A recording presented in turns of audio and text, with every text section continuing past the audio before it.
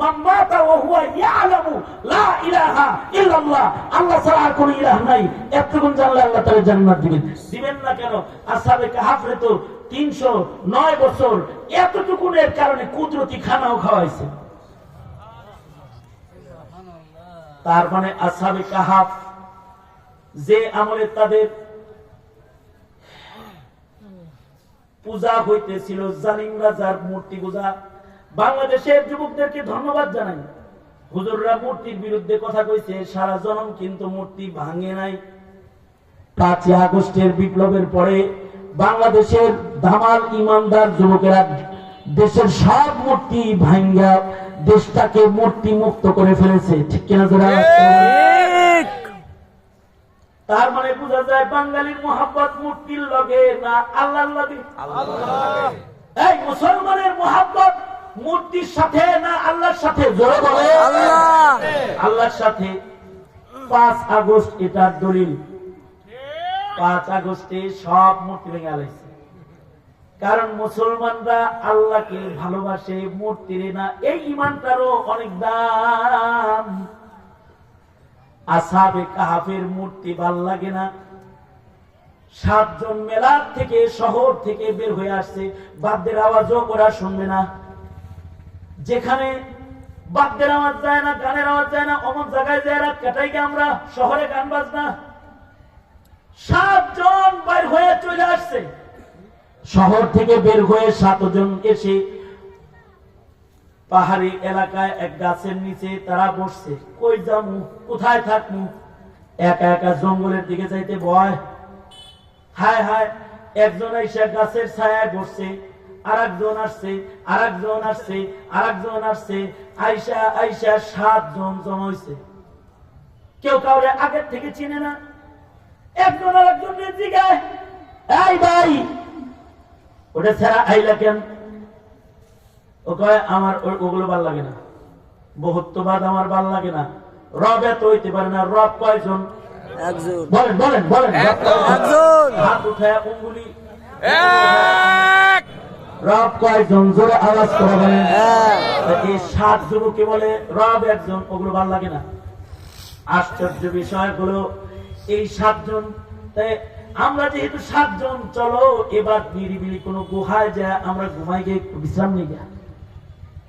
এই 7 জন গুহার দিকে যাইতেছে। আশ্চর্য, শহর থেকে একটা ইমানদার কুত্তা আইছে। একটা ইমানদার কুকুর চলে এসেছে, যে কুকুরটার মূর্তি পূজা ভাল লাগে না। এই কুকুরটাও ওদের পিছে পিছে আসে। ওরা বলে, কিরে আমরা যাই পালাইতে, কুত্তা আসে ঘেউ ঘেউ করলে তো ধরা হয়ে যাবে। ও আহে কেন? ওরা সবাই মিলে কুকুর রে তাড়ায়। কুকুর রে তাড়াইলে কুকুর কতক্ষণ করে আবার আসে, আবার তাও করে গেলি আসস কেন, এদিকে যা যা। তাফসীরে আছে এক পর্যায়ে কুকুরের জবান খুলিয়া যায়, কুকুরটা কথা বলা শুরু করে।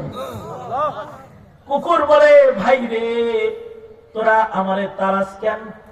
তোরা যেদিকে যাইতে চাস আমিও ওই দিকে যাইতে চাই, তোদের বিশ্বাস যা আমার বিশ্বাস তা, তাড়াস না। আমি তোদের সাথে থাকবো, আমি তোর দলের। কুকুরের জবান খুলে গেছে। মনে মনে ভাবতে পারেন কুকুরের জবান কি খুলতে পারে? হ্যাঁ, খুলতে পারবে না কেন? আল্লাহ খুলাইলে খুলতে পারে। আল্লাহ তাআলা উটের জবান খুলাইছে, নবীজির সাথে উট কথা বলেছে। আল্লাহ হরিণের জবান খুলাইছে, হরিণী উটে নবীর সাথে কথা বলছে। আল্লাহ তাআলা আজাইবুল মাখলুকাত কিতাবে আছে, সাপের জবান খুলাইছে। তো গারে সুরের সাপ নবীর সাথে কথা কয়। আল্লাহ তাআলা যদি ঈসা আলাইহিস সালামকে কথা বলাইতে পারে, কোলের শিশু কথা কয়, সেই আল্লাহ কি কুকুরে কথা বলাইতে তার কি কোনো অক্ষমতা আছে? না। আল্লাহ তাআলা বাঘেরও কথা বলাইছে। বাইহাকি শরীফের রিওয়ায়াত, বাইহাকি শরীফে আছে। শুআবুল ঈমানের বর্ণনা, এক সাহাবীর নাম হযরত সফিনা রাদিয়াল্লাহু আনহু। হযরত সফিনা তিনি নদী পথে একবার ভ্রমণে গেছেন। আরবের মানুষ মরুভূমিতে থাকে, সাঁতার জানে না। নৌকা ভ্রমণে গেছে, নদীর মাঝখানে যায় নৌকা ডুবে গেছে। নৌকা ডুবলে সব ডুবে মরে গেছে। কিন্তু নবীর সাহাবী হযরত সফিনা তিনি সাঁতার জানতেন। শুআবুল ঈমানের বর্ণনা, তিনি সাঁতার জানতেন। তিনি জাহাজের একটা কাঠ ধইরা সাগরে নদীতে সাঁতরাইতে লাগলেন। ডুইবা সবাই মরল, কিন্তু হযরত সফিনা সাঁতরাইতে সাঁতরাইতে এক পর্যায়ে সাগরের তীরে চলে গেলেন। যখন সাগরের তীরে চলে গেছে, শুকরিয়া আদায় করছে আলহামদুলিল্লাহ, কিন্তু এমন তীরে গেছে যেটা সুন্দরবনের তীর। মানে উদাহরণ দিতে যাই সুন্দরবনের নাম লইলাম, মানে এমন জঙ্গলের তীরে গেছে যে জঙ্গলে ভয়াল বাঘ আছে। একদিক দিয়ে উনি সাঁতরায় নদীর কিনারে আসছেন, আর এক দিক দিয়ে হঠাৎ করে জঙ্গল থেকে বাঘ একটা এসে সামনে দাঁড়াইছে, ওনার ধরবে। বাঘ সামনে আছে, হযরত সফিনা তিনি নবীর সাহাবী। বাঘ দেখা তিনি জোরে আল্লাহর নামে চিৎকার করেছে, আল্লাহু আকবার, আল্লাহু আকবার, আল্লাহু আকবার বইলা উনি খুতবা দেওয়া শুরু করেছে। উনি বাঘকে বলতেছে, সাবধান, আমার দিকে এক কদম আগাইবা না, আমি রহমাতুল লিল আলামিনের হাতের মুসলমান। সুবহানাল্লাহ। এই কথা বলতেই বাঘ তার থাবা যেন থামায় ফেলল। হিংস্র গরম বাঘটা নরম হয়ে গেল। বাঘটা আস্তে আস্তে হাঁটতে হাঁটতে হযরত সফিনার পাশে এসে দাঁড়ালো।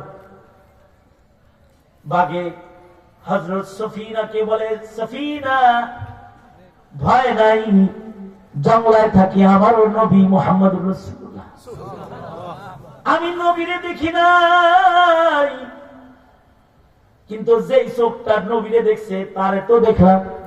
সুবহানাল্লাহ। এই সফিনা, তুমি আমার পিঠের উপরে হাত রাখো। এই জঙ্গল ভয়াল রয়্যাল বেঙ্গলদের, টাইগারদের জঙ্গল, বাঘদের জঙ্গল। আমি তোমার পাশ থেকে সরার সাথে সাথে অন্য বাঘ তোমাকে আক্রমণ করবে, কিন্তু আমি এই জঙ্গলের সর্দার।